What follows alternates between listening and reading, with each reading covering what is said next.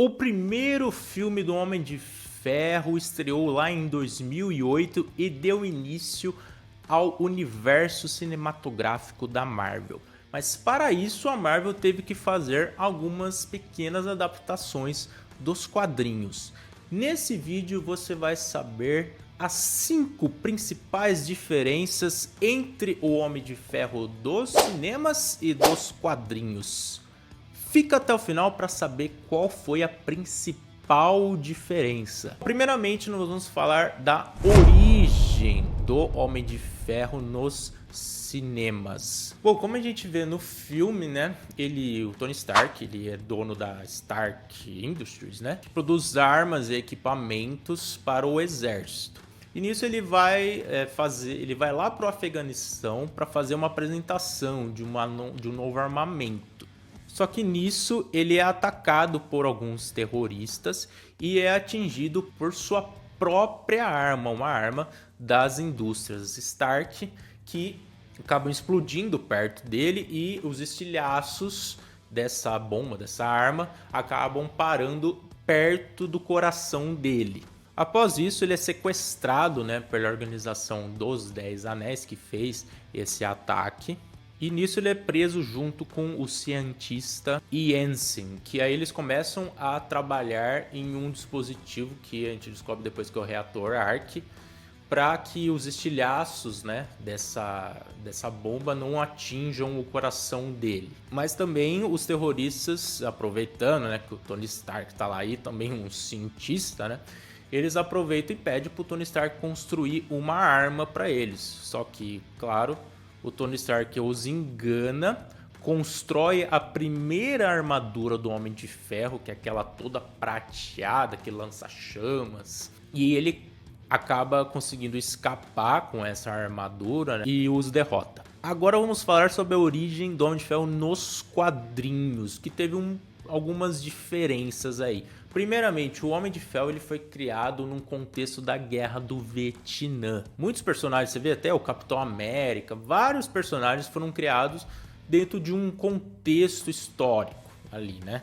E é no fornecimento dos armamentos e tudo mais que o Tony Stark acaba encontrando uma oportunidade ali de fornecer esses equipamentos. Aí ele vai, né, para fazer uma visita lá no Vietnã, que nos cinemas foi o Afeganistão, nos quadrinhos foi o Vietnã. Só que ele também acaba acionando uma armadilha, só que não é igual nos filmes, que é a arma, que é a própria armadilha, a própria arma das indústrias Stark, tá? É uma armadilha que estava lá no Vietnã, ele acaba acionando essa armadilha, aí que acontece a questão dos estilhaços lá no coração dele nos quadrinhos. E aí também, os vietnamitas prendem ele e tal, ele pedem para ele construir uma arma, e aí ele, na verdade, constrói a primeira armadura do Homem de Ferro, que aí os cinemas foi bem fiel, tá? É igualzinho à primeira armadura dos filmes com relação aos quadrinhos. O próximo ponto que vamos falar aqui é sobre a transformação do personagem, né? Nos filmes a gente vê que, muito por conta que ele viu que esses terroristas estavam com um armamento da sua própria indústria, ele não sabia disso, né? Ele não tinha a menor ideia que o armamento dele estava sendo vendido para terroristas. Ele acaba se questionando muito, né, qual que é o papel, né, dele e da empresa dele no mundo. E numa entrevista para a imprensa, ele diz que vai parar totalmente a produção de armamentos, o que já cria um certo conflito com o Obadiah Stane, que aliás nós vamos falar aqui mais para frente. Agora, nos quadrinhos, essa virada inicial do personagem não acontece, tá? Justamente por esse fator da própria arma atingir ele nos filmes, isso não acontece nos quadrinhos. Na verdade, esse atentado, na verdade, corrobora nos quadrinhos para ele continuar fornecendo mais armamentos para o exército americano, principalmente na luta na Guerra Fria. Tanto que os principais inimigos, né, do Homem de Ferro no começo eram ou comunistas ou soviéticos, né? Tem, por exemplo, o Mandarim, que era chinês, né? A Marvel tentando passar essa ideia, capitalismo versus comunismo, e também tem, por exemplo, o Dínamo Escarlate, que também é um vilão russo. Tinha sempre esse embate nos quadrinhos. Só esse maniqueísmo do herói foi um pouco suavizado só mais pra frente, quando já crescia na população americana uma desaprovação aí dos Estados Unidos estarem participando da guerra do Vietnã. E aí que o Tony Stark começou a ser um pouco mais pacifista, tal, recusando também a fornecer os armamentos e acabando entrando numa nova fase. Outro ponto que vamos falar aqui é sobre a popularidade do personagem. Bom, nos filmes não tem nem o que falar, né? O Homem de Ferro, o Tony Stark, foi o principal personagem ali de toda a saga do infinito, muito por conta da interpretação do Robert Downey Jr. também, esse cara um pouco sarcástico, engraçado, mas também muito inteligente, tecnológico, tal, as armaduras legais, tudo mais, que conquistou muito o público, né? Além de ele também ser a figura principal nos filmes dos Vingadores, né? Já nos quadrinhos não foi bem assim, porque inicialmente o Homem de Ferro ele foi um pouco contraditório aí, né? Os leitores viam as histórias e via, pô, o cara fornecia armamentos e assim, tava contribuindo para mortes de pessoas, às vezes pessoas inocentes, né? Então o leitor no começo ali da história do Homem de Ferro não se identificava tanto com o personagem, né? E o que o Stan Lee e a sua turma de roteiristas tentaram fazer para contornar um pouco essa situação? A questão dos estilhaços no peito, né? Eles aproveitaram isso, né? Deixando com que o leitor ficasse um pouco apreensivo com essa questão. Então as histórias falavam muito dele estar preocupado com a questão dos estilhaços, disso iminentemente poder causar a morte dele, né? Então isso dava um senso um pouco de perigo pro leitor. E outra coisa que eles tentaram fazer, que assim, foi bem novela mexicana, tá, galera? Tentaram fazer um triângulo amoroso entre o Tony Stark, a Pepper Potts e o Happy Hogan, que na época também era o motorista aí do Tony Stark. E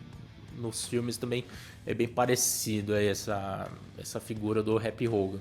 E isso acabou também não dando muito certo, né? Então as histórias do Homem de Ferro eram bem medianas na época e perdiam fácil assim pro Homem-Aranha e pro Quarteto Fantástico. Outro ponto que vamos falar agora é sobre o vilão, o Obadiah Stane. Bom, nos filmes a gente vê que ele fica putaço da vida com o Tony Stark, né? Porque o Tony Stark falou lá que não vai querer mais produzir armamentos, né?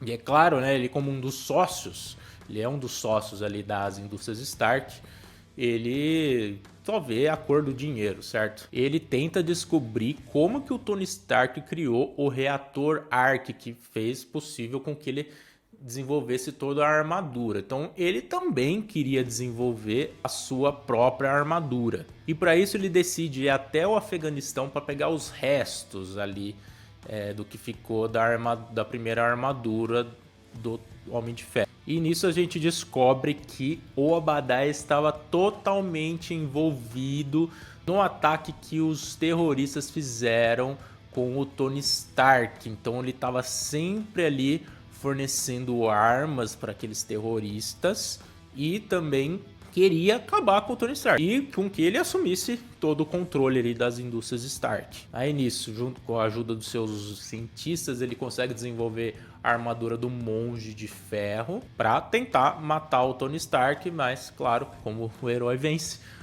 o Homem de Ferro derrota no final. Nos quadrinhos também, o Obadiah também tem essa questão de sempre querer estar um passo à frente do Tony Stark, porque o que ele sempre quis é ter a armadura do Tony Stark, é ter também o controle das indústrias Stark. Só que assim, nos quadrinhos ele deixa o Tony Stark, olha, quase na lama, tá? Porque ele acaba deixando o Tony Stark quase falido, então mexe ali no prolabore ali do Tony Stark.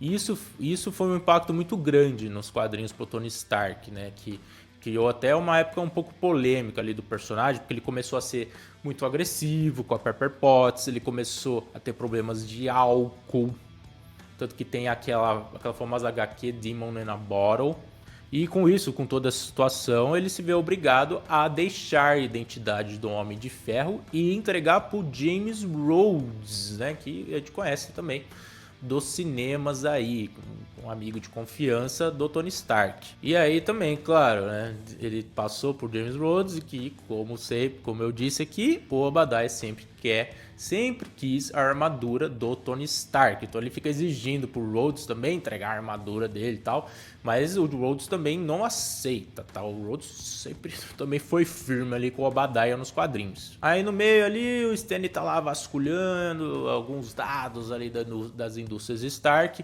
ele acaba achando um esboço ali da armadura do Homem de Ferro. Só que essas anotações aí, esse esboço, ele tá um pouco incompleto, tá um pouco difícil de entender. Então ele contrata aí um grupo de cientistas para tentar decifrar aí esse esboço, essas notas aí que o Tony Stark deixou. E aí os cientistas conseguem lá construir a armadura do Monge de Ferro e o Obadiah afirma que essa armadura é muito mais forte do que a armadura do Homem de Ferro, tá? Aí posteriormente, né, o Tony Stark vendo toda essa situação aí do Obadiah, ele acaba conseguindo se recuperar depois de um tempo, todos os problemas com álcool e tal, volta, constrói uma armadura. Aí ele vê, né, que o Obadiah conseguiu dar um upgrade, mas ele também dá o seu upgrade, consegue construir uma armadura mais forte para ele do que do Monge de Ferro e derrota o Obadiah. Agora, antes do último ponto aqui, pessoal, já peço para você se inscrever no canal Universo dos Heróis. Aqui nós falamos sobre todos os universos dos heróis, Marvel, DC, tudo aqui, cinemas, quadrinhos, séries, tudo que está envolvido nesse universo de super-heróis. E curta o vídeo se você já está curtindo, não esqueça, só dar um likezinho. Agora o último ponto, que é a principal diferença dos cinemas para os quadrinhos, é a identidade secreta. A gente vê nos filmes que no final do primeiro Homem de Ferro, o Tony Stark chuta o balde e já quer revelar que ele é o Homem de Ferro. Muito também que a Marvel queria aproveitar esse aspecto dele ser um playboy, se achar muito, né? Ele se achar o todo com a armadura do Homem de Ferro. Só que nos quadrinhos, essa questão até não só o Homem de Ferro, tá? Muitos personagens viveram isso nos quadrinhos. Isso, a identidade secreta é muito importante, tá? Porque isso teoricamente afeta um pouco, né, a vida do herói, né? Os vilões acabam tentando indo atrás dos familiares, dos amigos, tal, o que muito acontece com o Homem-Aranha, né? Mas para aproveitar essa popularidade, né, dele querer se achar um playboy e tal, isso, a armadura deixa ele ainda mais excêntrico, né? Nos quadrinhos, não tem... isso é feito só mais pra frente na história do Homem de Ferro. No começo, as histórias abordam que a população desconfiava que o Tony Stark era o Homem de Ferro, só que o Homem de Ferro sempre dava desculpa dele, de que, na verdade, o Homem de Ferro era o seu guarda-costas, tá? E só a Pepper Potts e o Happy Hogan sabiam de que ele era o Homem de Ferro. Bom, então é isso, pessoal. Essas foram as principais diferenças lá do primeiro filme do Homem de Ferro com o Homem de Ferro nos quadrinhos. Curta o vídeo, não esqueça, só dá um joinha, ajuda muito na divulgação do canal e se inscreva para não perder os próximos vídeos. Valeu!